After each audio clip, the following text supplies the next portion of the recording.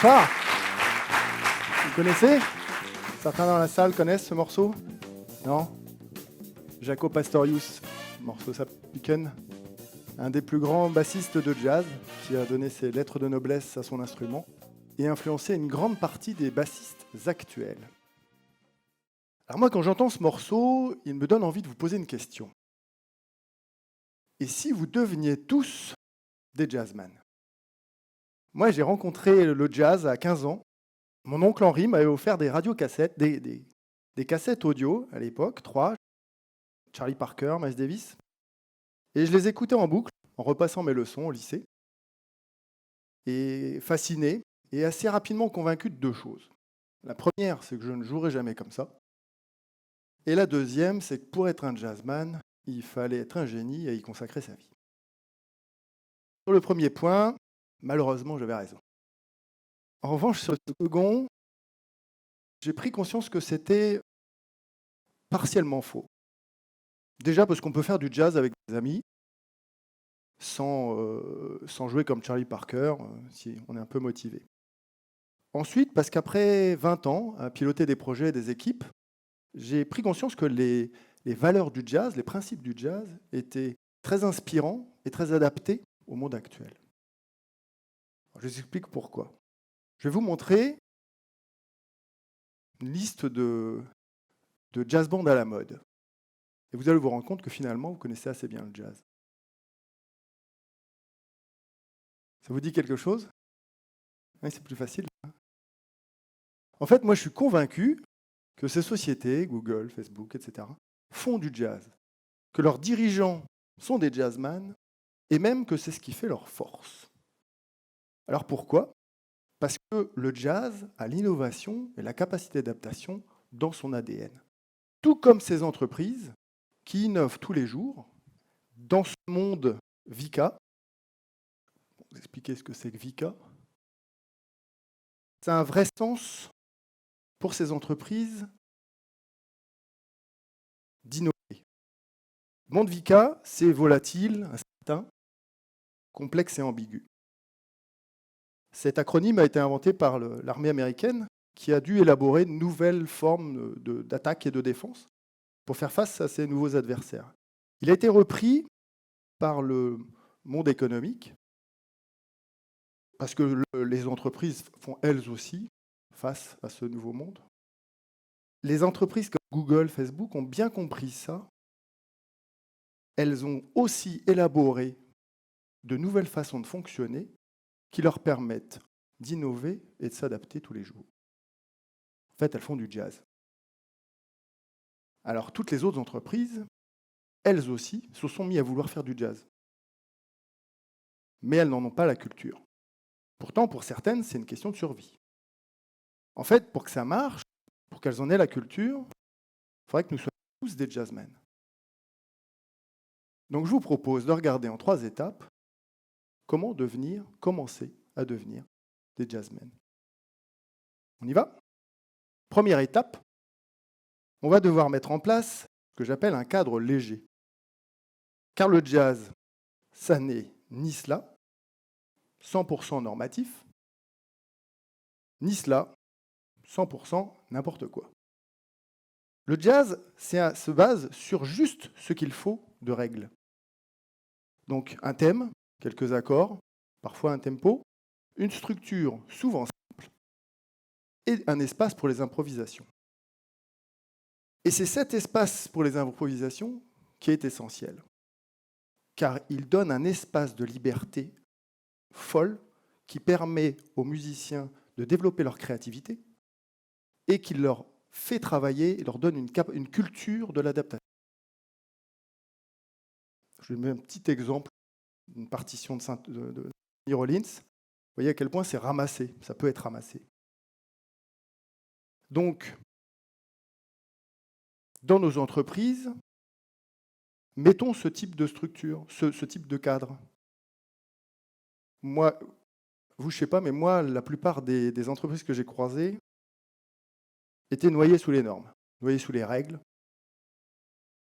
les processus. En France, en général, d'ailleurs, on a un peu la culture du processus.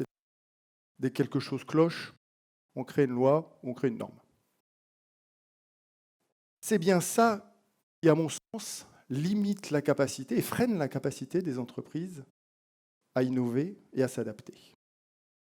Donc, premier point, on met un cadre léger.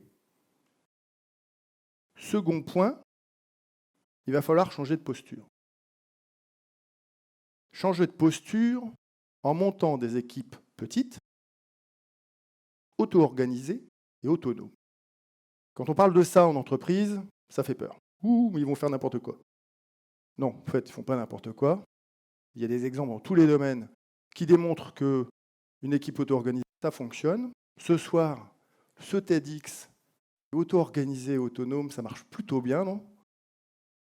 Et si on revient à la musique, la plupart des groupes de musique se montent de façon autonome et auto-organisée. Parfois, à l'adolescence, ceux qui fonctionnent bien finissent par remplir des zéniths. C'est comme une preuve que ça marche bien. Alors, deuxième point, changer de posture en responsabilisant et en témoignant confiance et respect. C'est essentiel pour obtenir le meilleur de chacun. Et ça paraît simple, mais pensez si demain on allant au travail, vous vous rendrez compte que, d'une part, ce n'est pas si courant, et d'autre part, c'est simple à mettre en œuvre. Changer de posture en acceptant le changement. Pas facile d'accepter le changement. En étant agile.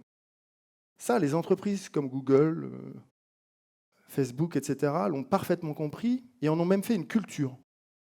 La culture agile. Changer de posture en valorisant les membres de son équipe. Alors ça, en jazz, il est tradition que chaque musicien fasse un chorus, une improvisation sur les morceaux qu'il le souhaite. Ça lui permet de travailler l'improvisation d'une part, et d'autre part, ça permet de le mettre en lumière, de mettre chacun des musiciens en lumière pendant les concerts.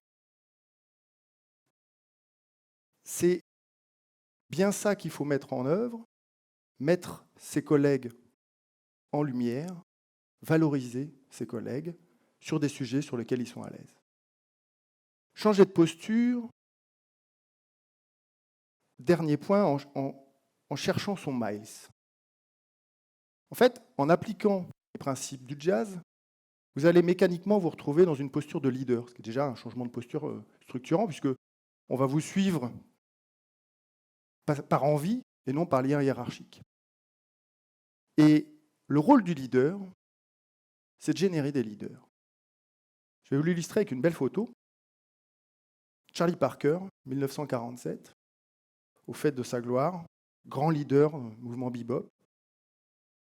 Et on voit au fond un jeune trompettiste, 21 ans, qui s'appelle Miles Davis, viendra un des plus grands musiciens de la seconde moitié du XXe siècle, grand leader lui-même, et qui générera un très très grand nombre de leaders.